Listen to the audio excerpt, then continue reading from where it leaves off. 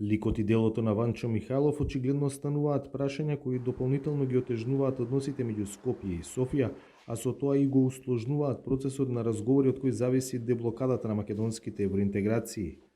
Во дебатата за контроверзниот Михайлов, која се актуализираше со отворањето на клубот именуван по него изминатиот викенд во Битола, се вклучија и претседателите на двете земји.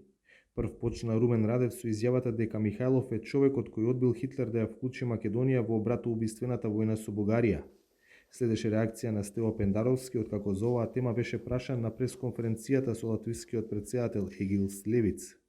Постојат потврдени историски факти и извори кои не ги спори ниту бугарската историографија дека Ванчо Михайлов бил соработник на Хитлер. Во 1944 година по негова директна инструкција доаѓа во Скопје во обид да воспостави независна македонска држава и од која не добива поддршка од локалното население, рапортира назад до неговиот шеф во Берлин дека тоа не е возможно и само тоа е доволно да го прави фашист или нацист. Во однос на квалификациите дали нацистите морале да убиваат луѓе за да бидат нацисти, не морале. Ако си следбеник на таа идеологија, ти си нацист. Ако ја користиш, како во неговиот случај, нацистичката идеологија за остварување на сопствени политички цели, пак си нацист.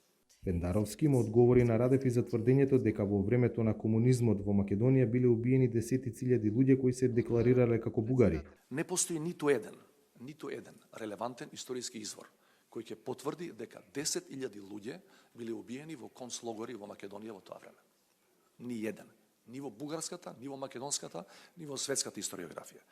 Нешто што може да влезе во дефиницијата на концлогори во времето на поранешна Југославија постои само на Голи оток, денешна Хрватска.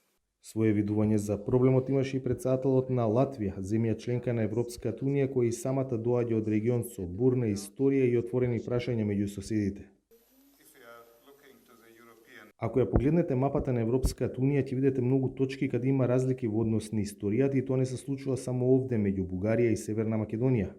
Меѓутоа унијата не е надлежна да ги решава ниту да дискутира за тие историски прашања. Не е Европската унија таа што треба да решава за тоа. Мислам дека во процесот на пристапување ние сме сите демократски држави и историските спорови треба да се стават настрана. Јас би кажал дека историските разлики не смеа да бидат причина да се оспори капацитетот на земја кандидат да продолжи на патот на пристапување кон Европската унија. Неговата позиција е дека унијата мора да внимава на својот кредибилитет, дека мора да се придржува до дадените ветувања, особено во делот на проширувањето и особено во овој период кога Европа се соочува со огромна безбедносна криза поради руската агресија во Украина. Но со ваквиот развој на ситуацијата и продлабочувањето на јазот меѓу Скопје и Софија за отворените историски прашања, шансата за скорешен пробив во блокираните евроинтеграции изгледа се помала. За Гласот на Америка, Владимир Мирчевски.